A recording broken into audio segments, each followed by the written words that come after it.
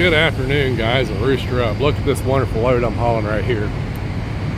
Load of 2x4s, just some messed up stuff. Going down to Indiantown. Apparently there's a little boys' home down there. They build pallets out of this mess. So it pays good, so I threw straps across it, hauled the hell out of it. I don't care. That's the company I am working for now. Not too bad of a company. Truck's pretty decent. Slow. Oh my God, it's slow. If the money wasn't right, I would not be working for these guys. So, take you for a little walk up in here. So, there's the dash right there. It's just a stripped down company truck. No thingies on the steering wheel like with my other trucks. Very limited stuff here. I mean, it's a bed, a little closet right behind me right there. I had to put in my own refrigerator, but I got my microwave right there, so it's all good. My little mess over there in the passenger seat, always got it. So I just wanted to come on here and update. Hell, I can do this. Everybody on the situation of the world is the way as I see it, and this is the way that I see the world right now today. Company I'm working for, well, they pay really good. That's why I'm putting up with this really slow truck. And I mean, when I say slow, it's slow. I can sit here and actually watch the GPS gain hours. It can say your estimated arrival time is 1 o'clock. Look over 10 minutes later, your estimated arrival time is 1:30. Look over 10 minutes later, it says 4 o'clock. I'm like, holy jeez, my GPS has never done that. But that's how so I'm actually going backwards in time. I mean, it just, wow. So, but like I said, the pay's good. They're going to have benefits. They start next month. So I can't bitch and complain about that. Just going to have to ride and be happy for the time being.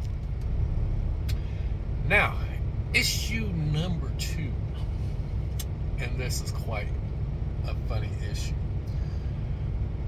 Next door to me is a rental trailer, and the guy that rents this trailer, he doesn't care what kind of trash, and I mean trash, moves up into this rental trailer. Right now, there is 2 middle-aged, white, wannabe black kids, and if that's racist, oh fucking well, I'm describing a situation. Because when you think about someone like that, you know, boom boom radio, the car that's all pimped out, and well, these people want to be all pimped out car, but they're living on the state. They can't afford to be all pimped out. How they can't afford them Dollar General speakers they got in their car to go boom boom, I have no idea. But they get Dollar General speakers, and it makes just that worse noise, and it gives my wife a headache. And well, I've talked to different people, and there's things that can be done. It's going to cost me a little money. The landlord says, "Oh, it's not my problem. Y'all just got to get along."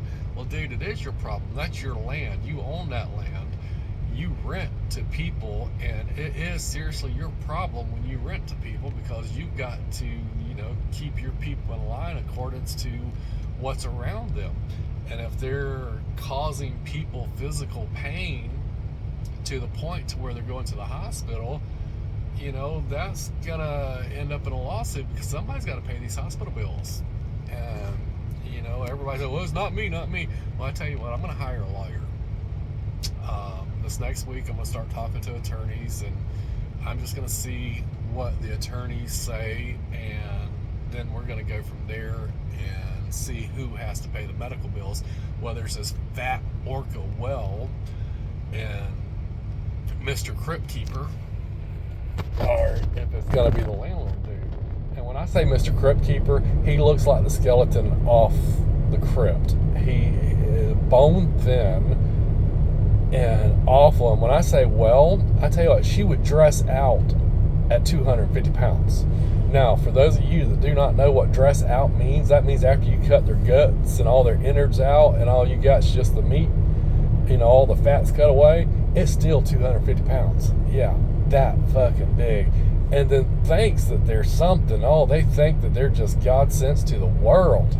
And they're not. They're not. They're wannabes. They want to be a lot more than what they are, and they never will be. That's what I should call them, is never will be's, because they never will be nothing more than they are.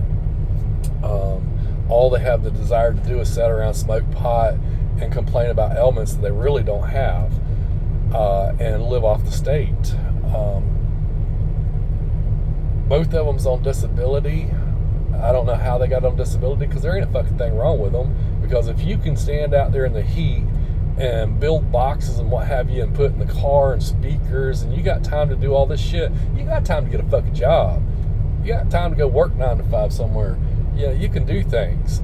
But not these two. These two, oh, I hurt. I got lumps on my neck. I can't work. My pussy hurts. I can't work.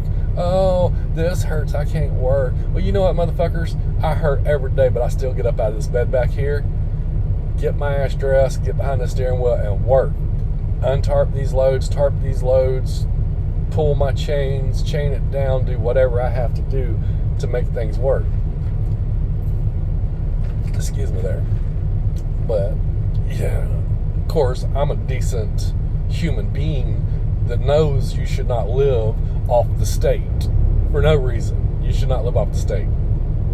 There's no wonder that their daughter tries to commit suicide every other day, because she looks around at the State of the Union. Oh my God, my mother and my father are complete bums. All they want to do is smoke dope and live off the state and get things for free. And then they want to sit around and tell us, no, we're not poor. Yeah, you are poor. You're poor. You're the epitome of poor. You are the complete explanation of what poor stands for. Look yourselves up in the dictionary and look up poor in the dictionary. Your pictures are there. That's poor. You are poor. You're one step away from living under the friggin' Pensacola Bridge over there off I-10. That's how poor you are. And then you turn around and brag about, oh, my audio system costs more than my car. Well, that's not really nothing to be bragging about, especially when you're poor. When you can't afford fucking dinner. And I know there's been nights that if I had not barbecued and invited you fat fuckers over, well, the fat fucker and the Skeletor, had not invited them over, they would not have eaten anything. Well, we were just going to put bread together and eat the bread. And that's all they had to eat. Seriously, folks. Pieces of bread jammed together. So I guess it's bread and jam, because they was jamming pieces of bread together. I don't get it. I seriously don't get it. These people are just the epitome of bad people, but they want to put on a front.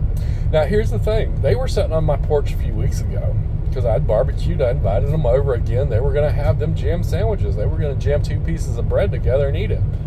I invited them over, I've done and grilled up some food and what have you. And this was after about the 9th or 10th attempt their daughter made to commit suicide. She was locked up over in Mobile at some fucking crazy house. And they were running back and forth to see this dumb idiot. That gets me. Now, they're all poor and broke, but somehow or another they can scrape money up to go and stay in Mobile or run back and forth to Mobile while their stupid little daughter is over there, in a psych ward. But on one of their Facebook comments, they said, oh, you don't have the balls to come over and talk to me. These motherfuckers were sitting on my porch, running their mouths about their children. I stopped them. I said, what? First and foremost, if you would whoop them motherfuckers, and one of their kids was sitting there. I said, if you would whoop them motherfuckers, show them some fucking, what respect is about. Show them who is in charge of the situation. You would have some pretty good kids. But right now, you ain't got nothing but a couple fucking morons taking right after you. I was less than 3 foot away from them. They could have easily balled up their fist and hit me right here in the jaw. Nope. They're Facebook heroes. They want to get on Facebook. You ain't got the balls to walk across and tell me and blah, blah, blah. I shouldn't have to tell you to turn your music down. You not fucking 12 years old. You not my child. You are like a grown-ass adult like the rest of America does. Turn your shit down if somebody says it's giving me a fucking headache. That's all there is to it. Well, folks, that's my rant. I just had to let off some steam. Leave some comments down there in the comment section of this thing. And until next time, which won't be long, y'all have a great day. Rooster up. If you can't get it by roostering up on it, think of some other way of doing it. You might have to get a job, but you can get it done. Peace out.